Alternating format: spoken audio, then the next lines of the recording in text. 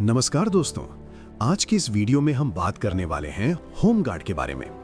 दोस्तों, अक्सर बहुत से लोग पूछते हैं कि आखिर होमगार्ड क्या होता है, इनका काम क्या होता है, क्या होमगार्ड की नौकरी पक्की होती है और सबसे बड़ी बात, इसमें सैलरी कितनी मिलती है। अगर आपके मन में भी ऐसे सवाल हैं तो इस वीडियो को अंत तक जरूर देखिएगा, क्योंकि आज मैं आपको होमगार्ड भर्ती की A to Z पूरी जानकारी देने वाला हूँ, बिल्कुल आसान भाषा में। सबसे पहले समझते हैं कि होमगार्ड क्या होता है। दोस्तों, होमगार्ड एक तरह का स्वयंसेवी बल यानी वॉलंटियर फोर्स होता है। इसका मतलब ये है कि होमगार्ड कोई रेगुलर पुलिस या सेना नहीं है, लेकिन जब भी देश या राज्य को सुरक्षा के लिए ज्यादा लोगों की जरूरत पड़ती है तो होमगार्ड ही पुलिस और प्रशासन के कंधे से कंधा मिलाकर मदद करते हैं। सरल शब्दों में कहें तो होमगार्ड पुलिस का एक सपोर्ट सिस्टम है। अब बात करते हैं कि होमगार्ड को क्या काम करना पड़ता है। दोस्तों, इनकी ड्यूटी कई जगहों पर लगाई जाती है, जैसे ट्रैफिक को कंट्रोल करना, चुनाव के समय ड्यूटी देना, मेले, त्योहार या जुलूस में सुरक्षा संभालना, पुलिस के साथ गश्त यानी पेट्रोलिंग करना। इसके अलावा बाढ़ या आग जैसी आपदा के समय लोगों की मदद करना। यानी जब भी प्रशासन को एक्स्ट्रा फोर्स चाहिए होती है, होमगार्ड सबसे पहले मैदान में होते हैं। अब सबसे जरूरी सवाल, होमगार्ड बनने के लिए योग्यता क्या चाहिए। आमतौर पर इसके लिए जो योग्यता मांगी जाती है वो इस प्रकार है। पढ़ाई, आपको कम से कम 10वीं पास होना चाहिए। उम्र, आपकी उम्र 18 से 30 वर्ष के बीच होनी चाहिए। हालांकि अलग अलग राज्यों में इसमें थोड़ा बदलाव हो सकता है। आरक्षित वर्ग जैसे ओबीसी को 3 साल और SC/ST को 5 साल की छूट भी मिलती है। नागरिकता, आपका भारतीय नागरिक होना जरूरी है। और सबसे जरूरी, आपको शारीरिक और मानसिक रूप से बिल्कुल फिट होना चाहिए। अब आते हैं उस सवाल पर जो सब पूछते हैं, सैलरी कितनी मिलती है। दोस्तों, ध्यान से सुनिएगा, होमगार्ड की कोई फिक्स मंथली सैलरी नहीं होती। यहाँ नियम ये है, जितने दिन ड्यूटी उतने दिन का पैसा। आमतौर पर ये 500 से लेकर 700 रुपए प्रतिदिन के हिसाब से होता है। ये हर राज्य में अलग अलग हो सकता है। इसमें PF या पेंशन जैसी सुविधाएं अक्सर नहीं मिलती हैं, क्योंकि ये एक अस्थायी सेवा है। अब बात करते हैं सिलेक्शन प्रोसेस की। दोस्तों, यूपी होमगार्ड या अन्य राज्यों में सिलेक्शन की प्रक्रिया मुख्य रूप से 6 चरणों यानी कि स्टेप्स में पूरी होती है। आइए एक एक करके समझते हैं।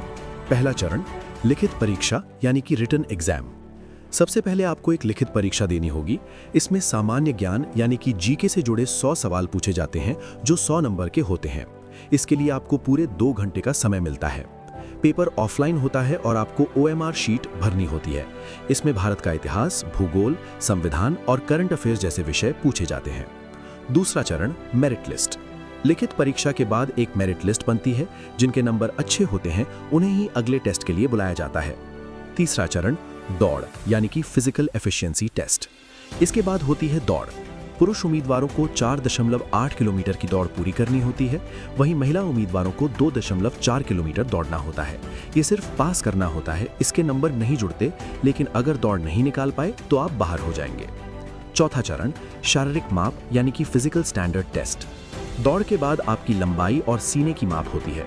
अगर आप जनरल, OBC या SC कैटेगरी से आते हैं तो आपकी हाइट कम से कम 168 सेंटीमीटर होनी चाहिए, और सीने की बात करें तो ये बिना फुलाए 79 सेंटीमीटर और फुलाने के बाद 84 सेंटीमीटर होना चाहिए। दोस्तों, ध्यान रखें, सीने में 5 सेंटीमीटर का फुलाव होना बहुत जरूरी है। वहीं अगर आप ST कैटेगरी के पुरुष उम्मीदवार हैं तो आपको थोड़ी छूट मिलती है। आपकी हाइट 160 सेंटीमीटर होनी चाहिए और चेस्ट बिना फुलाए 77 सेंटीमीटर और फुलाने पर 82 सेंटीमीटर होनी चाहिए। याद रखें, 5 सेंटीमीटर का फुलाव यहाँ भी जरूरी है। अब बात करते हैं महिला उम्मीदवारों की यानी कि फीमेल कैंडिडेट्स की। महिलाओं के लिए चेस्ट का माप नहीं लिया जाता, सिर्फ हाइट और वजन देखा जाता है। अगर आप जनरल, OBC या SC कैटेगरी की महिला उम्मीदवार हैं तो आपकी हाइट कम से कम 152 सेंटीमीटर होनी चाहिए और आपका वजन कम से कम 40 किलोग्राम होना जरूरी है। वहीं ST कैटेगरी की महिलाओं के लिए हाइट में छूट है, जो 147 सेंटीमीटर मांगी जाती है, लेकिन वजन इनके लिए भी कम से कम 40 किलोग्राम होना ही चाहिए। पांचवा चरण, डॉक्यूमेंट वेरिफिकेशन। फिजिकल पास करने के बाद आपके असली कागजातों की जांच की जाती है, जैसे 10वीं की मार्कशीट, आधार कार्ड, जाति प्रमाण पत्र आदि। छठा चरण, मेडिकल टेस्ट। आखिर में आपका मेडिकल टेस्ट होता है, जिसमें आंखों की रोशनी, सुनने की क्षमता और शरीर की फिटनेस चेक की जाती है। जो लोग इन सभी चरणों को पार कर लेते हैं उन्हें ज्वाइनिंग मिल जाती है। चयन होने के बाद आपको बेसिक ट्रेनिंग भी दी जाती है, जिसमें ड्रिल और ट्रैफिक नियम सिखाए जाते हैं। दोस्तों, होमगार्ड और पुलिस में बस इतना ही अंतर है कि पुलिस की नौकरी पक्की, स्थायी होती है और होमगार्ड की सेवा अस्थायी होती है। लेकिन अगर आप पुलिस या आर्मी की तैयारी कर रहे हैं तो होमगार्ड आपके लिए एक बेहतरीन मौका है। इससे आपको अनुभव मिलता है, सरकारी सर्टिफिकेट मिलता है और समाज में सम्मान भी बढ़ता है। तो दोस्तों, ये थी होमगार्ड भर्ती की पूरी जानकारी।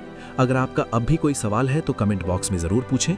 अगर वीडियो काम का लगा हो तो इसे लाइक करें, दोस्तों के साथ शेयर करें और हमारे चैनल को सब्सक्राइब करना न भूलें। जल्द मिलेंगे एक नई जानकारी के साथ। तब तक के लिए धन्यवाद। जय हिंद।